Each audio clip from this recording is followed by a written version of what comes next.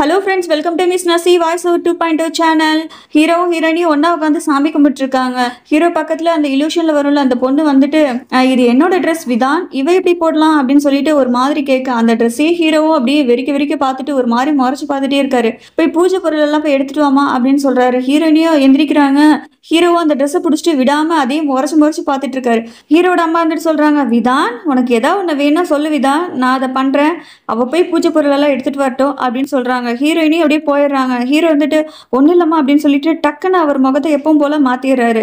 இந்த சைடு ஹீரோவும் ஹீரோயினியும் ஒன்னா உட்காந்து சாமிக்கு ஆரத்தி எடுத்துட்டு ஹீரோயின் வந்துட்டு எல்லாத்துக்கிட்டையும் அந்த ஆரத்தியை காமிக்கிறா. எல்லாரும் ஒவ்வொருத்தட்டியா காமிக்கும் போது கரெக்டா ஹீரோட அண்ணன்ட்ட காமிக்கும் போது அவனோட கை வந்து ஹீரோயினி மேல பட்டுருது. உடனே ஹீரோயினி நைட்ல நடந்ததெல்லாம் நினைச்சு பார்த்துட்டு அவன் பெட்ரூம்க்கு வந்தது அப்படின்னு சொல்லிட்டு ஒரு மாதிரி பதட்டப்பட்டுட்டே இருக்கா. இதை பார்த்து ஹீரோ வந்துட்டு ஏன்டா டே மறுதறிப்பு நீ பிரச்சனை பண்ண ஆரம்பிச்சிட்டியா அப்படின்ற மாதிரி கேட்கறான். ஹீரோட அண்ணன் வந்துட்டு எங்க நடந்ததெல்லாம் நைட்டு நடந்ததெல்லாம் சொல்லிடுவாளோ அப்படின்னு நினைச்சிட்டு ஒரு மாதிரி பம்பிட்டே நிற்கிறான். கரெக்டாக ஹீரோட அம்மா வந்துட்டு இன்னைக்கு விநாயகரை வீட்டுக்கு எடுத்துட்டு வந்திருக்கோம், நீ தான் வீட்டுக்கு மூத்த மருமக, இன்னைக்கு ஃபர்ஸ்ட் நாள் உனக்கு, அது இல்லாமல் நீ போய் சமைச்சிட்டு அம்மா ஏதாவது ஒரு ஸ்வீட் பண்ண, அதை வந்து சாமிக்கு நம்ம பிரசாதமாக நம்ம படைக்கலாம் அப்படின்னு ஹீரோட அம்மா சொல்ல, ஹீரோனி கேட்குறாங்க என்ன ஸ்வீட் பண்ணுறது அப்படின்னு கேட்குறாங்க.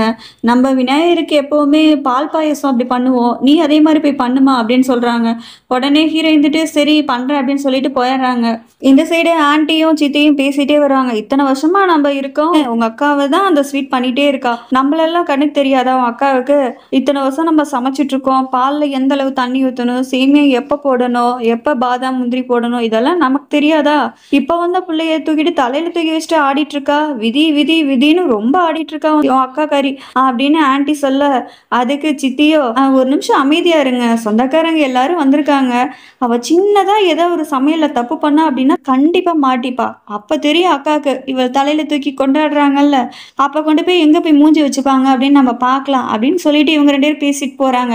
இதை பார்த்த சித்திக்காரியோட பொண்ணும் ஓ அப்போ தப்ப நம்ம சரியா பண்ணா மாட்டிப்பா இவ அப்படின்ற மாதிரி யோசிச்சுட்டு ஏதோ பைபிள்ல பிளான போடுது.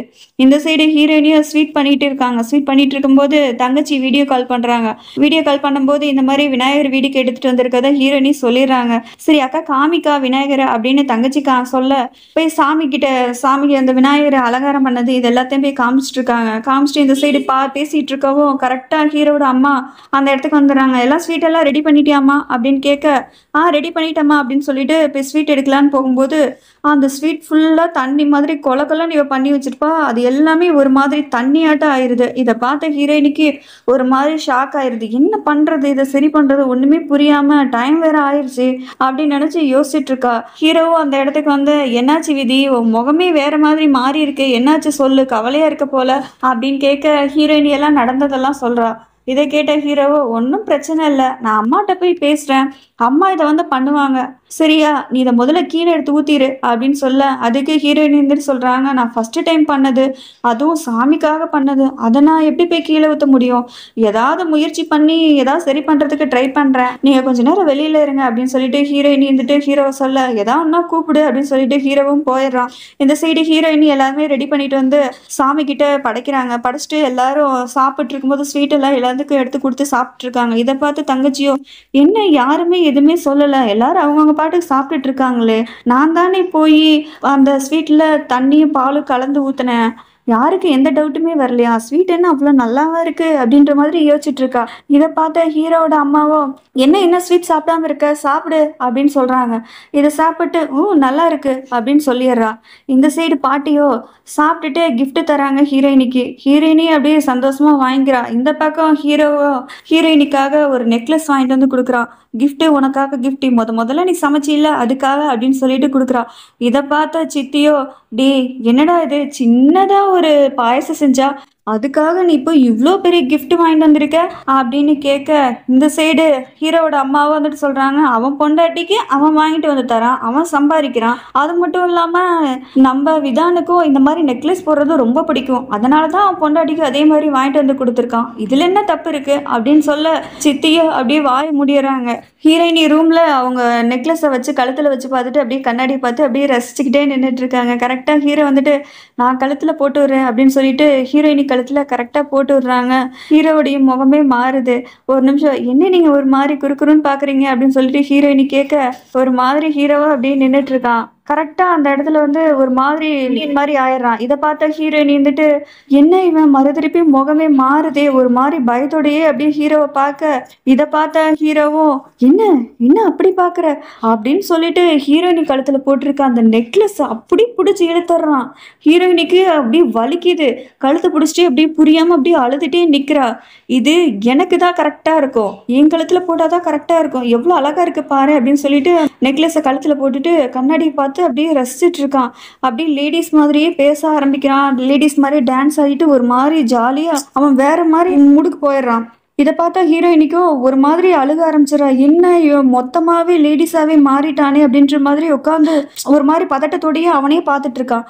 இதை பார்த்தா ஹீரோவோ என்ன என்னையே பார்த்துட்டு இருக்க, இந்த நெக்லஸ் எனக்கு எவ்வளோ அழகாக இருக்கு பாரு, என்ன அப்படி பார்க்குற, இந்த நெக்லஸ் எனக்கு எனக்கு எவ்வளோ நல்லா இருக்கு பாரு அப்படின்னு சந்திரமுகியாவே மாறிட்டான். ஒரு மாதிரி ட்ரெஸ் போட்டுட்டு ஒரு மாதிரி லேடிஸ் மாதிரியே இதெல்லாம் பண்றதெல்லாம் பார்த்துட்டு ஹீரோயினுக்கு என்ன பண்றதுன்னே தெரியல. இந்த நெக்லஸ் என்னோடது, என்னோடது எப்படி நீ போடலாம், என்னோட பொருள் என்னோட விதானம் நீ மட்டும் பறிக்கணும்னு நினைச்ச, நான் உன்னை கொன்னே போட்டுருவேன் அப்படின்னு சொல்லிட்டு அப்படியே வா இந்த செயின் தானே போடணும் வான்னு சொல்லிட்டு அந்த நெக்லஸ் எடுத்துட்டு போய் அப்படியே ஹீரோயினி கழுத்துல போடுற மாதிரி போய் அப்படியே கழுத்தை பிடிச்சி நெக்லஸை வச்சு பிடிச்சி அமுத்துறான். ஹீரோயினிக்கு அப்படியே மூச்சு விட முடியாம அப்படியே திணறி போய் நிக்கிறா. ஒரு நிமிஷம் ஹீரோ அப்படியே தள்ளி விட்டுட்டு அங்க இருந்து குடுகுடுன்னு ஓடுறா. இதை பார்த்த ஹீரோவோ ஏய் ஓடாத, நில்லு நில்லு, நான் போட்டிருக்கிறது எவ்வளவு அழகா இருக்கு, என்னை பார்த்து எதுக்கு இப்படி ஓடுற, நில்லு அப்படின்னு சொல்லிட்டு இவன் வந்து சந்திரமுகியாவே மாறிட்டு ஹீரோயினி பின்னாடி கரெக்டா ஓடுறான். ஹீரோயினி ஓடி வரதை பார்த்து சித்தியோ என்ன இவ பயத்துல இப்படி ஓடி வராளே, ஒரு நிமிஷம் நில்லு நில்லுன்னு சொல்லிட்டு எல்லாரும் அப்படியே பார்த்துட்டு நிறுத்துறாங்க.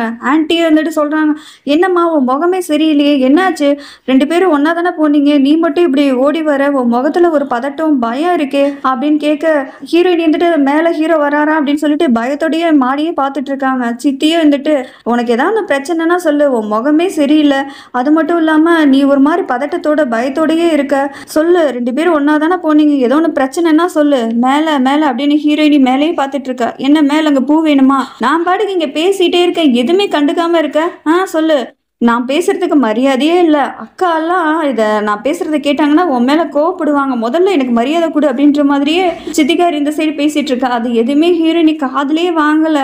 சரின்னு சொல்லிட்டு அப்படியே பேசிட்டு நின்றுட்டு இருக்காங்க. இந்த சைடு சரிவா உட்காந்து பேசலாம் அப்படின்னு சொல்லிட்டு ஹீரோயினி கூப்பிடுறாங்க. கரெக்டா அந்த இடத்துக்கு ஹீரோ வந்துட்டு விதி நில்லு எங்க போற அப்படின்னு கத்துறான்.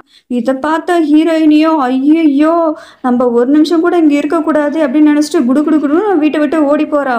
உடனே சித்தி இருந்துட்டு என்ன வந்த மருமக வீட்டை விட்டு ஓடி போறாளே அப்படின்னு சொல்லிட்டு கத்துறாங்க. இந்த சைடு ஹீரோவும் இந்த பக்கம் விதி நில்லு, என்னை பார்த்து ஓடாத நில்லு அப்படின்னு ஹீரோவும் இந்த பக்கம் பின்னாடியே துரத்திட்டே வராரு. ஹீரோ வர்றதை பார்த்துட்டு ஹீரோயினியும் அப்படியே ஒளிஞ்சிட்டே போறாங்க, காரு பக்கம் போய் ஒளிஞ்சுக்கிறாங்க. ஹீரோ வந்துட்டு ஹீரோயினியை காணான்னு இந்த பக்கம் தேடிட்டு இருக்காரு. கரெக்டா ஹீரோயினி ஒரு கார் வருது, அதே காமிச்சு காரை நிறுத்துங்க அப்படின்னு சொல்றாங்க. கரெக்டா அந்த கார் நிக்குது. ஹீரோயினியும் அதுக்குள்ள போய் ஏறி உட்காந்துக்கிறாங்க. தயவு செஞ்சு இந்த இடத்த விட்டு கிளம்புங்க, வண்டி எடுங்க அப்படின்னு கேட்குறா. இந்த சைடு அப்படியே கெஞ்சிட்டு திரும்புறா.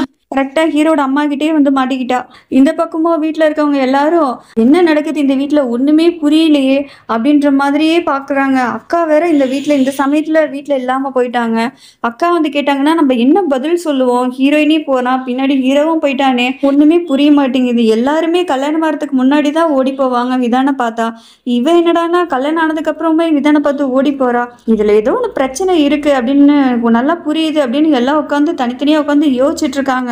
இந்த சைடு பாத்தீங்கன்னா ஹீரோவோட அம்மாவும் ஹீரோயினியும் பேசிட்டு இருக்காங்க ஒரு கோவில்ல. தயவு செஞ்சு என்னை விட்டுருங்க, என்னை விடுங்க, நான் எங்கள் அம்மா அப்பா வீட்டுக்கே போகிறேன் அப்படின்னு ஹீரோயினி சொல்ல, இதை பார்த்த ஹீரோட அம்மாவோ விதானை விட்டுட்டு நீ எங்கே போவ, நீ அவன் தான் உன் புருஷன், அவனை விட்டுட்டு நீ எப்படி போவ அப்படின்னு ஹீரோட அம்மா கேட்க, ஹீரோயினியோ விதான் வந்து அவன் உடம்புக்குள்ள பேய் இருக்கு அப்படின்னு சொல்கிறா ஹீரோயினி. அதை கேட்ட ஹீரோட அம்மாவா போதும் நிறுத்து, ஹீரோ உடம்புக்குள்ள பேய் இல்லை, ஃபிளிட் பர்சனாலிட்டி, அதாவது அன்னியன் படத்தில் விக்ரம் இருந்துட்டு ஒரு உடம்புக்குள்ள 3 பேரா மாறி மாறி நடந்துக்குவாங்கல்ல, அந்த மாதிரி ஹீரோக்கு இருக்கு அப்படின்னு ஹீரோயினியோட அம்மா சொல்ல, அதனால தான் அவன் பொண்ணு மாதிரியே நடந்துக்கிறாமா, பொண்ணு மாதிரி பொண்ணுங்க போடுற வளையல் ட்ரெஸ் எல்லாம் எடுத்து அவன் போட்டுக்கிறான், அதனால தான் அவன் அதிலே பாதிக்கப்பட்டிருக்கனால தான் அவனுக்கு என்ன நடக்குதுன்னே தெரியல அப்படின்னு சொல்ல, விதானுக்குள்ள ஒரு பெண்மை குணம் இருக்குமா அப்படின்னு சொல்றாங்க. என்னது, நான் இவன் கூட ஒரு நிமிஷம் கூட குடும்பம் நடத்த மாட்டேன், எனக்கு இந்த கல்யாணம் வேண்டாம் அப்படின்னு சொல்லிட்டு ஹீரோயினி அப்படியே சொல்றான். தயவு செஞ்சு நான் என்ன சொல்றேன்றதை புரிஞ்சுக்கோ, முதல்ல வீட்டுக்கு வா பேசலாம் அப்படின்னு ஹீரோட அம்மா சொல்றாங்க.